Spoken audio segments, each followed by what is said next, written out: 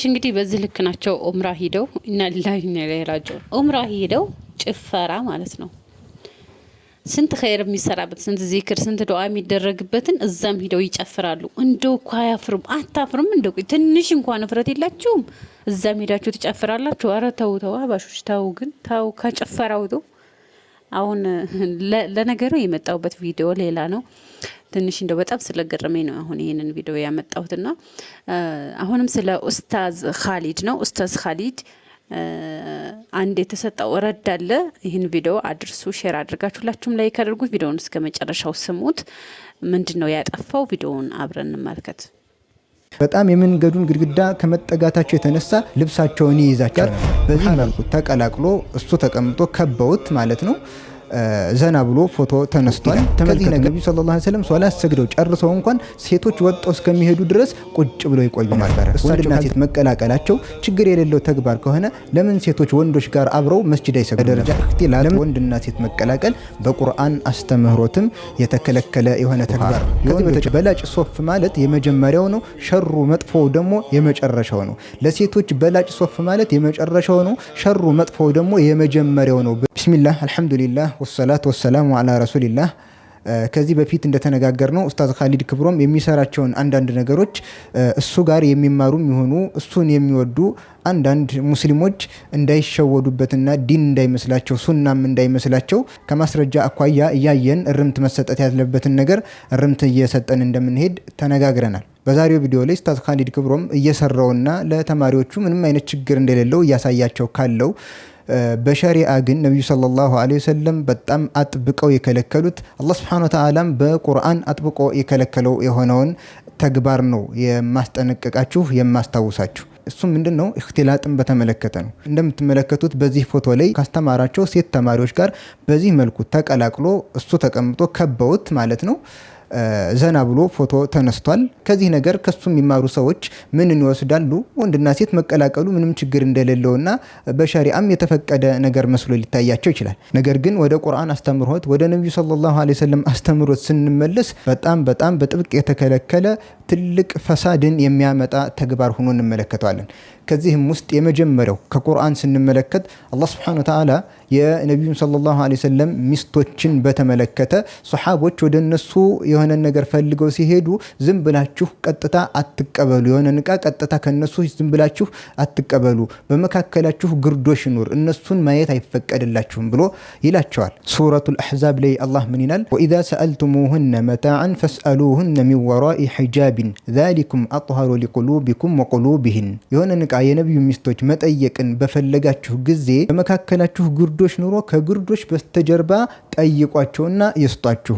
ምክንያቱም ይህንን ማድረጋችሁ ሳትተያዩ በግርዶሽ ላይ ሆናችሁ እቃን መጠየቃችሁ ዛሊኩም አጥሀሩ ሊቁሉቢኩም፣ ይሄ ለልባችሁ ንጽህናና ወቁሉቢሂን ለነሱም ልብ ንጽህና በጣም የተሻለ ነው ብሎ ይናገራል አላህ። ምክንያቱም ቀጥታ የሚያገኛቸው ከሆነ ውስጣቸው ላይ ሌላ ነገር እንዳይመጣባቸው አላህ አስቀድሞ ይህንን በር ዘጋው ማለት ነው። ይህንን የቁርአን አንቀጽ ስናነሳ ምናልባት ይሄ እኮ ለነብዩ ሚስቶች ነው ሊባል ይችላል። ነገር ግን ይሄ ለነብዩ ሰለላሁ ዐለይሂ ወሰለም ሚስቶች ብቻ ኻስ የተለየ የሆነ ድንጋጌ አይደለም። ኡሱል ተፍሲር የተፍሲርን ኡሱሎችን የተማረና ያወቀ ሰው ይህን ሊል አይችልም። ምክንያቱም ليس العبرة بخصوص السبب وإنما العبرة بعموم اللفظ ይላሉ።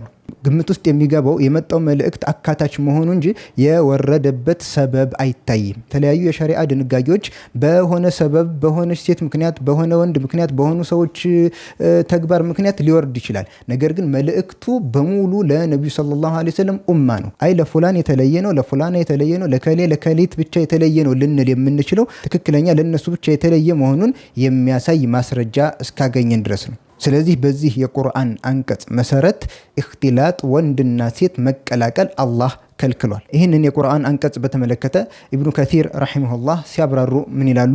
ወከማ ነሀይቱኩም አን الدخول عليهن كذلك لا تنظروا إليهن بالكلية ولو كان لأحدكم حاجة يريد تناولها منهن فلا ينظر إليهن ولا يسألهن حاجة إلا من وراء حجاب። ይህ ማለት አሉ ኢብኑ ከሲር ወደ እነሱ ዝም ብሎ መግባት እንደከለከልኳችሁ ሁሉ ሙሉ ለሙሉ ወደ እነሱ ዝም ብላችሁ አትመልከቱ። ለአንዳችሁ ከነሱ የሚፈልገው ነገር ከነሱ የሚቀበለው ነገር ካለው ያለ ያለምንም ሒጃብ ያለምንም ግርዶሽ እንዳይጠይቅ ማለት ነው ብለው ይናገራሉ። ስለዚህ በመጀመሪያ ደረጃ እክትላጥ ወንድና ሴት መቀላቀል በቁርአን አስተምህሮትም የተከለከለ የሆነ ተግባር ነው። ከዚህ በተጨማሪ ነቢዩ ሰለላሁ ዐለይሂ ወሰለም እክትላጥን ወንድና ሴት መቀላቀልን በጣም ይከለክሉና ትኩረት ይሰጡበት የነበረ ጉዳይ መሆኑን እናስተውላለን። ለምሳሌ በተወደደው ቦታ በመስጂድ ላይ እንኳን ነቢዩ ሰለላሁ ዐለይሂ ወሰለም ወንድና ሴት እንዳይቀላቀል መለየታቸው ይሄ ምንን ያሳያል?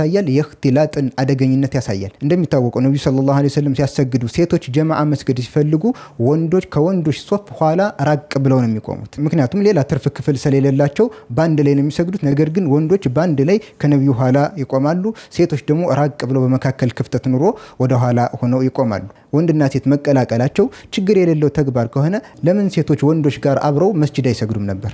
ለምን ተቀላቅለው በአንድ ላይ አይቆሙም ነበር? ይህንን በማስተዋል ብቻ ብዙ ነገሮችን መረዳት ይቻል ነበር። ከዚህም በተጨማሪ አሁንም ነቢዩ ሰለላሁ ዐለይሂ ወሰለም ከሰገዱ በኋላ ቁጭ ብለው ይቆዩ ነበር። ቁጭ ብለው የሚቆዩበት ምክንያት ምንድን ነበር? ሴቶቹ ወጣው እስከሚሄዱና ወንዶች ጨርሰው ተውሎ እንዳይደርሱባቸው ነው። ይህን ያክል ነበር ነቢዩ ሰለላሁ ዐለይሂ ወሰለም የሚጠነቀቁት። እነዚህን ነገሮች ከሚያመላክቱ ማስረጃዎች ውስጥ ኡሙ ሰለማ ቡኻሪ ላይ በተዘገበ ሐዲት ምን ትላለች? ካነ ረሱሉላሂ ሰለላሁ ዐለይሂ ወሰለም ኢዛ ሰለመ ቃመ ኒሳኡ ሒነ የቅዲ ተስሊመሁ ወመከተ የሲረን ቀብለ አን የቁመ ቃለ ብኑ ሽሃብን ፈኡራ ወላሁ አዕለም አነ ሙክተሁ ሊከይ የንፉዘ ኒሳኡ ቀብለ አን ዩድሪከሁነ መን እንሰረፈ ሚነል ቀውም። ኡሙ ሰለማ ረዲየላሁ አንሃ ምን ትላለች? ነቢዩ ሰለላሁ ዐለይሂ ወሰለም ከሶላታቸው አሰላምተው በጨረሱት ጊዜ ትንሽ ቁጭ ብለው ይቆያሉ። የሚቀመጡበትን ጉዳይ ኢብኑ ሽሃብ ሲያብራራ ምን ይላል? ፈኦራ ወላሁ አዕለም፣ አላሁ አዋቂ ነው፣ እኔ የሚመስለኝ የሚቀመጡበት ምክንያት ሴቶች ወንዶች ሳይደርሱባቸው ተሎ እንዲሄዱ ተፈልጎ ነው ይላል። ተመልከቱ፣ ነቢዩ ሰለላሁ ዐለይሂ ወሰለም ሶላት ሰግደው ጨርሰው እንኳን ሴቶች ወጥተው እስከሚሄዱ ድረስ ቁጭ ብለው ይቆዩ ነበረ። እሳቸው ካልተነሱና ካልወጡ ሌሎች ስለማይወጡ ቁጭ ብለው እሳቸው ወንዶችን ይዘው ይጠብቋቸዋል፣ ሴቶች ይሄዳሉ። ይህንን ለምን አደረጉ? ለምን በአንድ ላይ ወጣው አይሄዱም? ኢኽቲላጥ እንዳይፈጠር፣ ብልሽት፣ ፈሳድ እንዳይመጣ። ነቢዩ ሰለላሁ ዐለይሂ ወሰለም ኢኽቲላጥን ወንድና ሴት መቀላቀልን ይህን ያክል ይጠነቀቃሉ። ዛሬ ግን ኡስታዝ ተብሎ የዲን ትምህርትን አስተምራለሁ ብሎ በምታዩት መልኩ ዘና ብሎ ከሴቶች ጋር አጅነቢይ ከሆኑ ሴቶች ጋር ፎቶ ይነሳል። አላሁል ሙስተዓን። ስለዚህ የነቢዩን ሰለላሁ ዐለይሂ ወሰለም ሱና ማወቅ የፈለገ መንገዳቸውን ማወቅ የፈለገ ሰዎችን ሳይሆን የነቢዩን ሱናቸውን ከኪታብ ላይ ይማር፣ ከኪታብ ላይ ይወቅ። ዛሬ ላይ ጊዜው በጣም አስቸጋሪ ነው። ግዴታ ራሳችንን ወደ ዒልም ወደ እውቀት መመለስ ይኖርብናል። የሚገርመው ሶላት ላይ ወንዶችና ሴቶች ለየብቻ ከመስገዳቸው ጋር ከፊትና ከኋላ ሆነው ከመስገዳቸው ጋር ሴቶች ሌላ የሚሰግዱበት ክፍል ስላልነበራቸው ነቢዩ ሰለላሁ ዐለይሂ ወሰለም ሴቶች ከኋላ ሆነው እንኳን የመጀመሪያ ሶፍ ላይ መሆናቸውን አይወዱም ነበር። ወንዶች ደግሞ ወደ ኋላ መዘግየታቸውን አይወዱም ነበር፣ ምክንያቱም እንዳይቀራረቡ ማለት ነው። ይህንንም በተመለከተ ሙስሊም ላይ በተዘገበ ዘገባ ነቢዩ ሰለላሁ ዐለይሂ ወሰለም ምን ይላሉ? ኸይሩ ሱፉፊ ሪጃሊ አወሉሃ ወሸሩሃ አኺሩሃ ወኸይሩ ሱፉፊ ኒሳኢ አኺሩሃ ወሸሩሃ አወሉሃ። የወንዶች በላጭ ሶፍ ማለት የመጀመሪያው ነው፣ ሸሩ መጥፎው ደግሞ የመጨረሻው ነው። ለሴቶች በላጭ ሶፍ ማለት የመጨረሻው ነው፣ ሸሩ መጥፎው ደግሞ የመጀመሪያው ነው ብለው ነብዩ ሰለላሁ ዐለይሂ ወሰለም ሴቶች የመጀመሪያውን ሶፍ ወደ ወንዶች የሚቀርበውን እንዲርቁት፣ ወንዶች ደግሞ ወደ ሴቶች የሚቀርበውን የመጨረሻውን እንዲርቁ በጣም ጥበብ በተሞላበት መልኩ ይናገሩ ነበር። ይህ ሁሉ ነገር ያስፈለገው ለምንድን ነው? ኢኽቲላጥ የወንድና ሴትን መቀላቀል ለመራቅ ነው። ምክንያቱም ወንድና ሴት መቀላቀሉ ምንም አይነት ኸይር ነገር የለውም። የሚያመጣው ፈሳድና ብልሽት ግን በጣም ብዙ ነው። ይሄ ሐዲስ ኢኽቲላጥን ከሚከለክሉ ትልቅ ማስረጃዎች ውስጥ አንዱ ነው። እዚህም በተጨማሪ መስጂድ የመጡ አማኞች ሰግደው ሲወጡ እንኳን እንዳይቀላቀሉ ነብዩ ሰለላሁ ዐለይሂ ወሰለም ሴቶችን የመንገዱን ዳር ይዘው እንዲሄዱ መሀል ላይ እንዳይሄዱ ሁሉ ይከለክሉ ነበረ።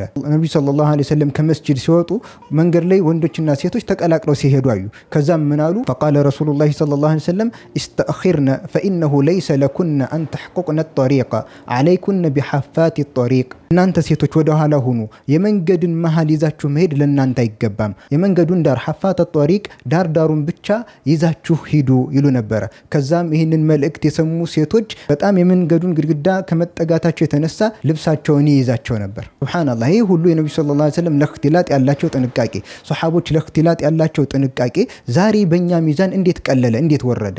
በምን አይነት መልኩ እያየናቸው ነው? እነዚህ ነገሮች እነዚህን እክትላጥን የሚያስጠነቅቁ ነቢያዊ ሐዲቶችን የሰማ አንድ የዲን አስተማሪ ኡስታዝ የሆነ አካል ሴቶች ጋር በዚህ አይነት መልኩ ዘና ብሎ ፎቶ ይነሳል ወይ? በትክክል እነዚህ ማስረጃዎች አልደረሱትም፣ ወይም ደግሞ ለነቢዩ ሰለላሁ ዐለይሂ ወሰለም ሱና ግድ የለሽ የሆነ ሰው ነው። ስለዚህ በሸሪዓችን በቁርአን በነቢዩ አስተምሮት በሰሓቦች ተግባር የወንድና ሴት መቀላቀል ተፈላጊ ጉዳይ አይደለም። በጣም የሚወገዝ የተከለከለ ሐራም የሆነ ድርጊት ነው። በተቻለን አቅም ወንድና ሴትን የምንለይበትን መንገድ መፍጠር ነው። ለማስተማር ከሆነ ሴቶችን ከግርዶች ጀርባ አድርጎ ድምፅ ማይሰማቸው ከሆነ ዛሬ ላይ በስፒከር አገናኝቶ እንዲሰማቸው ማድረግ ይቻላል።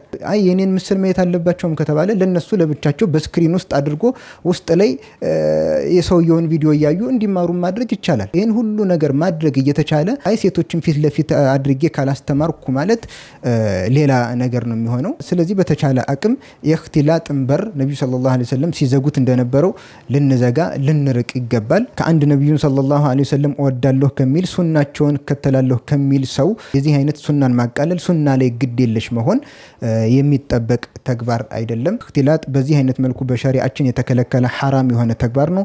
ማንም ይስረው ማንም ማለት ነው። የምንከተለው የተላከልንን ነቢዩ ሰለላሁ ዐለይሂ ወሰለም እንጂ ከነቢዩ ሰለላሁ ዐለይሂ ወሰለም ውጭ ያለው አካል ማዕሱም አይደለም፣ ጥብቅ አይደለም፣ ይሳሳታል። ስህተቱን በማስረጃ እያስተካከለ